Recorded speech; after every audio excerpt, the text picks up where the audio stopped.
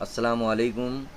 यहाँ पर आज हम देखने वाले हैं जो हमारा सीटेट का एग्ज़ाम होने वाला है उसका ऑनलाइन फॉर्म हमें किस तरीके से फ़िल करेंगे हम लोग। तो इसके लिए सबसे पहले हम लोग यहाँ पर ये जो आप वेबसाइट देख रहे हैं CTET.NICE.in के ऊपर हम लोग जाएंगे और इस तरीके से वहाँ पर हमारे सामने एक पेज ओपन हो जाएगा। यहाँ पर इंफॉर्मेशन बुलेटिन दिया गया है, आप यहाँ से जाकर उसे रीड कर सकते हैं।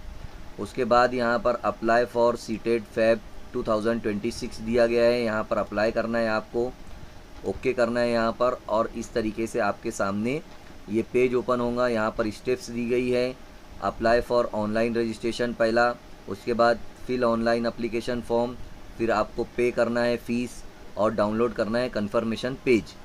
तो हम लोग यहाँ पर सबसे पहले करेंगे registration your self for the above mention examination.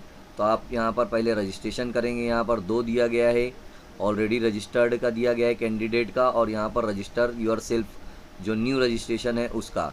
तो हम यहाँ पर न्यू रजिस्ट्रेशन के ऊपर जाएंगे अगर न्यू रजिस्ट्रेशन है हमारा तो। और उसके बाद ये देखिए यहाँ पर इंफॉर्मेशन दी गई है पूरी कि यहाँ पर जो हमारा एग्ज़ाम होने वाला है उसका यहाँ पर पेपर फर्स्ट का, अगर आप सिर्फ पेपर फर्स्ट देते हैं या सिर्फ पेपर सेकंड देते हैं तो उसका आपको 1000 रुपया लगेगा। अगर आप दोनों पेपर देते हैं तो आपको 1200 रुपया देना है। ये किन के लिए है? ये ओबीसी और जनरल वालों के लिए। देखिए यहाँ पर जनरल और ओबीसी के लिए जो है तो ये 1000 एक पेपर के लिए, चाहे कोई सा भी पेपर हो, और दोनों पेपर अगर देते हैं तो उसकी 1200 रुपया फ़ीस रहेगी। इसीलिए इसी के साथ साथ एससी और एसटी के लिए यहाँ पर अलग दिया गया है, वो है 500 रुपीज़ है एक पेपर के लिए, चाहे कोई सा भी पेपर दो। और अगर दोनों पेपर देना है तो 600 जो है तो यहाँ पर दोनों पेपर के लिए रहेगा। आइए नीचे बढ़ते हैं। यहाँ पर और कुछ इन्फॉर्मेशन दी गई है ऑनलाइन फॉर्म के लिए। यहाँ पर रजिस्ट्रेशन नंबर और एप्लीकेशन नंबर आपको मिल जाएगा, जनरेट हो जाएगा। इसी के साथ साथ यहाँ पर आपको नीचे दिया गया है कि लेटेस्ट फ़ोटो जो है और सिग्नेचर वो भी आपको अपलोड करना रहेगी। फ़ोटोग्राफ और सिग्नेचर का जो फॉर्म रहेगा, फॉर्मेट जो रहेगा वो जेपीजी रहेगा, जेपीजी में आपको करना रहेगा। इसी तरीके से यहाँ पर जो फ़ोटो इमेज रहेगी वो ग्रेटर देन 10 KB रहेगी और लेस देन 100 KB, यानी 10 से 100 KB के बीच में रहेगा। इसी तरीके से जो सिग्नेचर का इमेज रहेगा वो 3 KB से लेकर 30 KB तक रहेगा, यानी इसके बीच में रहेगा।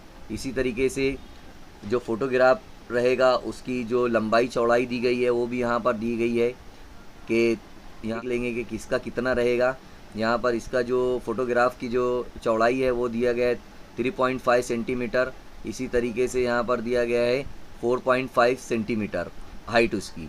तो इस तरीके से फ़ोटोग्राफ और सिग्नेचर यहाँ पर आपको उसी के जो लेंथ और उसकी जो लंबाई चौड़ाई है वो इसी के हिसाब से रहेगी आपका। अब आगे बढ़ते हैं। यहाँ पर नीचे आते हैं और स्टेप 2 का फिर बैंकिंग दिया गया है। फिर आपको पासवर्ड क्रिएट करना है। जो अभी रजिस्ट्रेशन हम लोग करेंगे उसके लिए पासवर्ड भी हमको रजिस्ट्रेशन के टाइम बनाना रहेगा, वो सब दिया गया है। देखिए यहाँ पर पासवर्ड से रिलेटेड भी दिया गया है कि कैसा रहेगा पासवर्ड जो है तो 8 से 13 कैरेक्टर रहेंगे उसके अंदर। इसी तरीके से 1 अपर केस रहेगा, उसके बाद लोअर केस 1 रहेगा, न्यूमरिक रहेगा और स्पेशल कैरेक्टर एक रहेगा। इस तरीके से अलग अलग जो है तो उसके अंदर दिया गया है। हम लोग ये सब चीज़ें ध्यान में रखना है हमें कि पासवर्ड क्रिएट करते टाइम हम लोगों को क्या क्या रहेगा, ये सब चीज़ें एक एक हम लोग तो ये सब करते रहते हैं तो इजीली हो जाएगा ये सब। अब आते हैं हम लोग यहाँ पर पासवर्ड वगैरह बनाते हैं, यूज़र आईडी लॉगिन करते हैं हमारा। तो यहाँ पर हम लोग क्लिक करेंगे। ये सब हम लोगों ने पढ़ लिए हैं, ऐसा हम लोग उनको कहते हैं। और क्लिक टू प्रोसीड के ऊपर जाएंगे, डालना है, फिर फादर्स नेम डालना है, अपना नेम रहेगा, यहाँ पर नेम अपना रहेगा, फादर्स नेम रहेगा, मदर्स नेम रहेगा।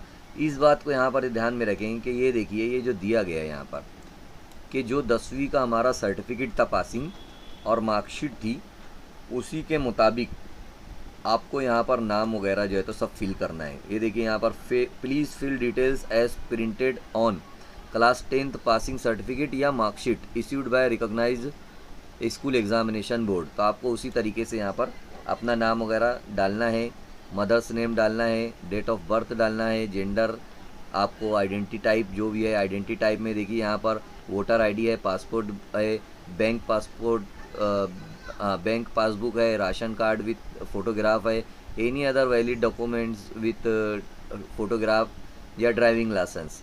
इसके अंदर जो है एनी अदर के अंदर आपका आ जाएगा आधार कार्ड वगैरह, या आपका वैलिड गवर्नमेंट आईडी है वो भी आ सकता है, यहाँ पर आ जाएगा। वोटर आईडी, पासपोर्ट वगैरह ये सब आप डाल सकते हैं। इसी तरह यहाँ पर आइडेंटिटी नंबर जो भी आधार कार्ड नंबर आप यहाँ पर डाल सकते हैं। कंफर्म डिटेल के अंदर वही confirm candidate name, father's name, mother's name, फिर date of birth, gender female, वो इंफॉर्मेशन जो भी रहेगा। फिर कॉन्टेक्ट डिटेल के अंदर जो प्रेमाइसेस नंबर है, लोकेलिटी ऑप्शन है, कहाँ रहते हैं आप लोकेलिटी, उसके बाद कंट्री, उसके बाद स्टेट है ना, यहाँ से स्टेट आप ले लेंगे, जो स्टेट के आप, जो डिस्ट्रिक्ट है, फिर वहाँ का पिन कोड है। इसी तरीके से यहाँ पर आपका जो please correct email ID and number, email address आप डालेंगे, कंफर्म ईमेल एड्रेस डालेंगे, मोबाइल नंबर डालना है, कंफर्म मोबाइल नंबर डालना है, फिर स्टडी कोड अगर कोई मोबाइल नंबर आपका वो है, फ़ोन नंबर वगैरह, तो वो डालेंगे। अगर सेम है ऊपर का है, अगर जैसा एड्रेस ऊपर का है वैसे ही अगर आपको सेम यहाँ पर डालना है तो आप सेम एज करके भी इसको यहाँ पर लास्ट में सबमिट कर देना है।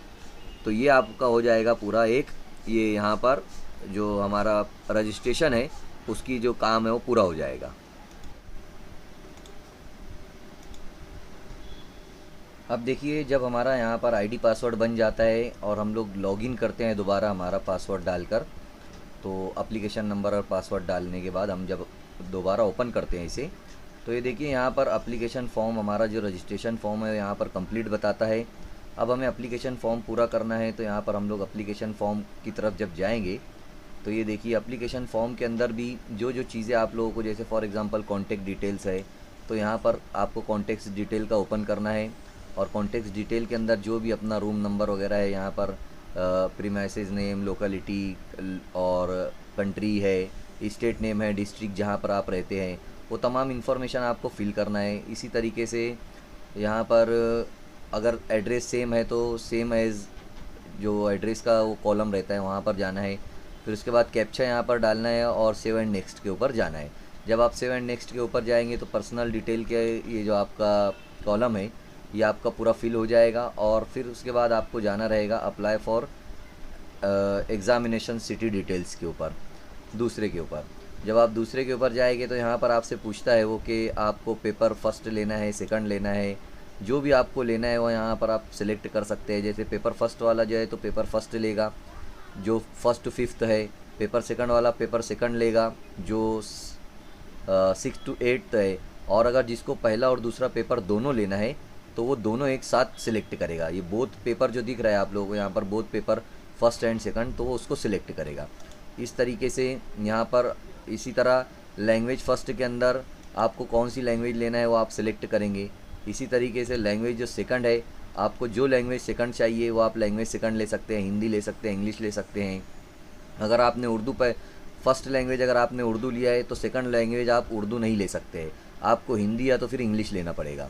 इस तरीके से फिर आप जब यहाँ पर नीचे आएंगे तो यहाँ पर मिनिमम एजुकेशनल क्वालिफ़िकेशन आपके सामने यहाँ पर रहेगा, और हर एक के सामने यहाँ पर उसका जो दिया रहेगा कि आप जो है तो मिनिमम क्वालिफ़िकेशन कितनी है आपकी। सेकेंडरी के बाद जो है तो आपने अगर 2 साल का कोई कोर्स किया है, जैसे हमारा डीएड है, तो हम जो है तो पहला number second diploma in elementary education by whatever name known, जो है हम लोग डीएड किए हुए हैं 2 साल का, तो हम डीएड ले सकते हैं।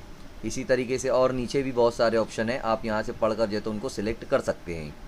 इसी तरीके से जब हम लोग यहाँ जाएंगे 6ठी से 8वीं के बीच में, तो 6ठी से 8वीं के बीच में भी यहाँ पर दिया हुआ है।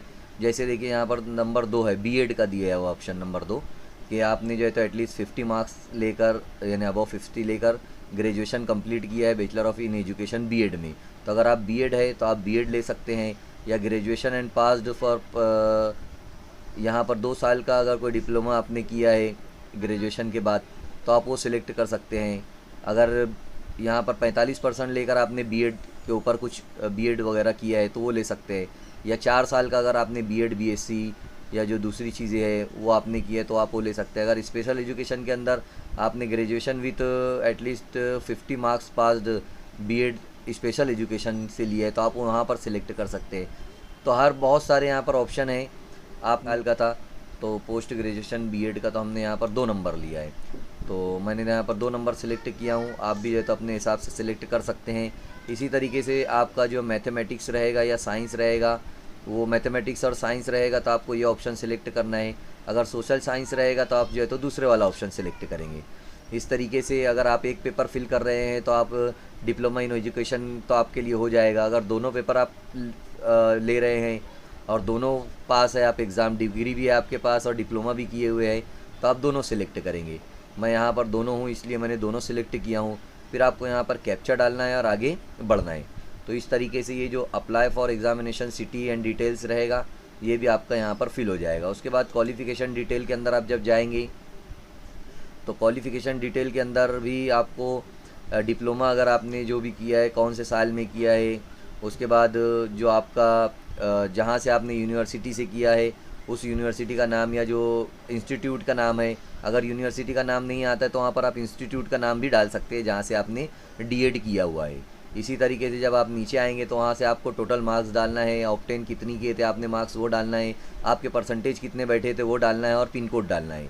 इसी तरीके से जब हम लोग बीएड किए हैं बाद में, तो हमने बीएड जो किया है वो कहाँ से किया है और कितने परसेंटेज आए थे, ये जो टोटल डिटेल है आपको यहाँ पर वो भी फिल करना है। उसके बाद यहाँ पर कैप्चा डालना है और फिर सेव नेक्स्ट पर जाना है।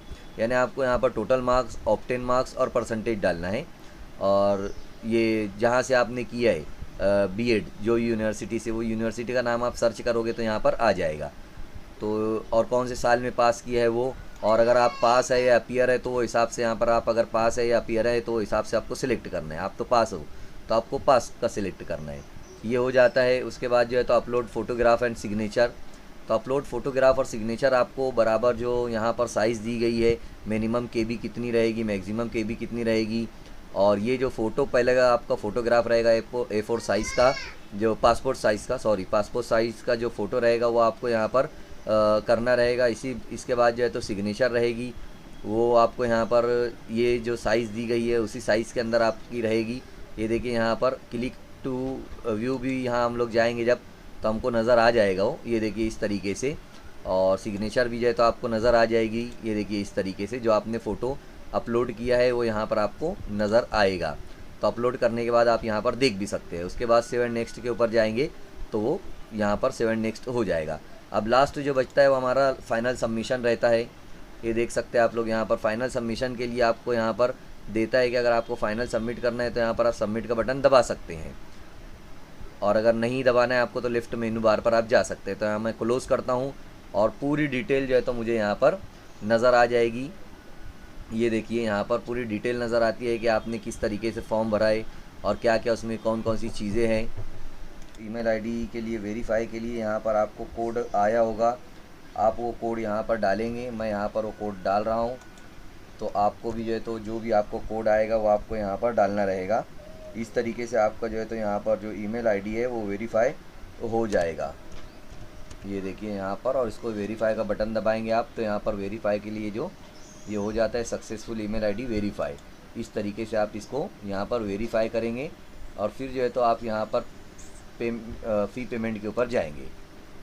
ये देखिए यहाँ पर हम लोग फ़ी पेमेंट के ऊपर गए और यहाँ पर अगर आपको ऑनलाइन पेमेंट करना है तो आप यहाँ पर ऑनलाइन पेमेंट के ऊपर क्लिक करेंगे और प्रोसीड फॉर पेमेंट के ऊपर जाएंगे। Are you sure want to go free for payment, okay का ऑप्शन दबाएंगे आप। और यहाँ पर ऑनलाइन पेमेंट का है तो इसलिए आप लोग जो है तो जो भी यहाँ पर ऑनलाइन के लिए आता है तो हम लोग वहाँ पर ऑनलाइन के लिए उसको तैयार रहेंगे। यहाँ पर देखिए डेबिट कार्ड, नेट बैंकिंग, ये तमाम ऑप्शंस जो है तो यहाँ पर ओपन हो जाते हैं। तो आपको जैसे भी जो भी ऑप्शन पर क्लिक करना है उसे आप यहाँ पर करेंगे और प्रोसीड टू पेमेंट के ऊपर आप जाएंगे। यहाँ पर 1200 रुपया जनरल के और ओबीसी के लिए यहाँ पर हम लोग करते हैं उसको पेमेंट के लिए। देखते हैं अभी क्या ऑप्शन आता है। तो यहाँ पर टोटल ऑप्शंस जो है तो ओपन हो गए हैं। नेट बैंकिंग है, यूपीआई भी है, तो आप यूपीआई के ज़रिए भी जो है तो, या यूपीआई क्यूआर कोड है तो क्यूआर कोड के ज़रिए भी आप कर सकते हैं। ये जैसे हम लोग स्कैन करते हैं, ये देखिए यहाँ पर हमारा स्कैन मैं कर लिया हूँ और पेमेंट जो है तो यहाँ पर मैं जैसे ही करता हूँ मोबाइल के ज़रिए स्कैन करके, जैसे हम लोग दुकानदार को करते हैं पेमेंट, उसी तरीके से यहाँ पर हम लोग करते हैं। तो ये देखिए यहाँ पर ये पेमेंट भी हो जाती है सक्सेसफुली, और इस तरीके से आपकी जो पेमेंट है वो यहाँ पर रिसीव्ड हो जाएगी और पेमेंट जो है तो यहाँ पर आपकी वहाँ पर पहुँच जाएगी। तो इस तरीके से ये जो पेमेंट का प्रोसेस है वो भी हमारा कंप्लीट यहाँ पर हो जाएगा। थोड़ा सी वक्त लेता है ये देखिए, थोड़ा वक्त लेने के बाद जो है तो यहाँ पर पूरा आ जाता है कि आपका, ये देखिए अब यहाँ पर डाउनलोड कन्फर्मेशन पेज आ जाता है। सब तमाम चीज़ें आपकी कंप्लीट हो गई है, तो मैं यहाँ पर डाउनलोड कन्फर्मेशन पेज के ऊपर क्लिक करूँगा और ये जो मेरा कन्फर्मेशन पेज है ये मैं उसको डाउनलोड करके इसकी प्रिंट निकाल लूँगा। तो इस तरीके से आपका पूरा जो है तो यहाँ पर काम हो जाता है। तो उम्मीद करता हूँ कि वीडियो आपको अच्छी तरीके से समझ में आ गया होगा। फिर भी एक मरतबा आप अपने हिसाब से उसको कंफर्म करके अच्छी तरीके से देख दिखा कर जो है तो जो नोटिफिकेशन उसके अंदर से रीड करने के बाद ही जो है तो फॉर्म फिल कीजिए। मैं अपने हिसाब से यहाँ पर काम किया हूँ, आप उसमें गलतियाँ भी निकल सकती है, लेकिन मैं जहाँ तक हो सका है उसको सही करने की कोशिश किया हूँ। अल्लाह हाफिज़।